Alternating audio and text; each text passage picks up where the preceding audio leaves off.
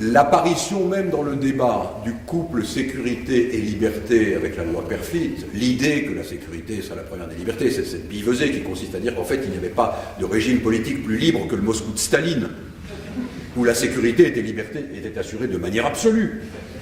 Si on tient les paroles de M. Castaner pour exactes, le régime idéal, c'est Palerme sous Mussolini. Puisque précisément, la sécurité y étant totale, la mafia ayant été éradiquée, il n'y a pas de régime plus libre. Ce qui est à l'évidence une absurdité à la fois pratique et conceptuelle. Mais c'est une absurdité profonde qui repose sur quelque chose de fascinant que les constitutionnalistes du XVIIIe, américains comme français d'ailleurs, avaient extrêmement bien vu. Il y a une lettre de Jefferson à Hamilton où il explique très bien que si on laisse aux gens le choix entre la sécurité et la liberté, naturellement, ils vont choisir la sécurité. C'est-à-dire que naturellement, ils sont portés à devenir des esclaves. Et donc on retrouve ici cette idée absolument fondamentale que, puisque la liberté est le principe même de l'association politique, le premier des droits naturels et imprescriptibles de l'homme, alors ce qui est le plus important à développer, c'est le goût de la liberté dans le citoyen lui-même.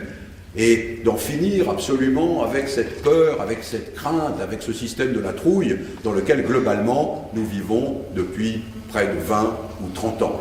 La liberté suppose la douleur d'être exposé à des opinions contraires aux siennes. Elle suppose la difficulté d'avoir à supporter l'émeute, les bris de glace ou des choses qui ne nous plaisent pas, mais sans elle, nous ne sommes absolument rien. Cet élément central a disparu même du raisonnement constitutionnel. C'est pas si compliqué. Il faut évidemment abroger la rétention de sûreté, il faut abroger les dispositions relatives à l'interdiction de manifester, il faut en revenir aux droits civilisés que nous avons connus il y a 20 ans. Deuxièmement, il faut, réserve faite de ce que disait Cynthia Fleury tout à l'heure sur le mécanisme délibératif ou de participation, il faut rendre au Parlement une fonction qui ne soit pas simplement la fonction actuelle. C'est là où l'ambiguïté sur le débat des droits du Parlement est extraordinaire. Le Parlement s'est transformé globalement pour moitié en juge d'instruction. Les types adorent faire des commissions d'enquête parlementaire et mettre leurs lunettes. Pour moitié en adjoint ou sous-chef de bureau B4 de la direction du budget. Alors, ça n'est pas ce qu'on demande à un Parlement. On demande à un Parlement, en réalité, de légiférer moins et de s'interroger davantage sur la portée des lois qu'il fait. Ce rôle-là n'est rempli absolument par personne. Et je ne parle même pas de la mise en cause de la responsabilité politique classique au sens parlementaire.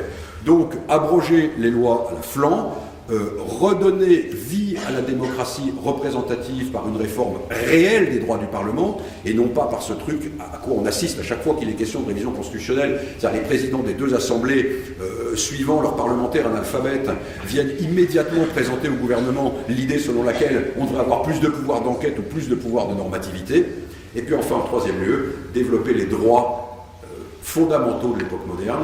À l'heure actuelle, il est clair que au fond, le citoyen français, prénommé Mouloud par exemple, n'a aucune possibilité de protestation réelle fondée sur le droit constitutionnel français au cas où Google donne au FBI son historique de browsing. Et ça, c'est totalement inacceptable. Et tant qu'on n'aura pas réfléchi à cette insertion du droit de l'information dans le droit constitutionnel, on aura complètement manqué la problématique des libertés publiques du XXIe siècle. Je vous remercie.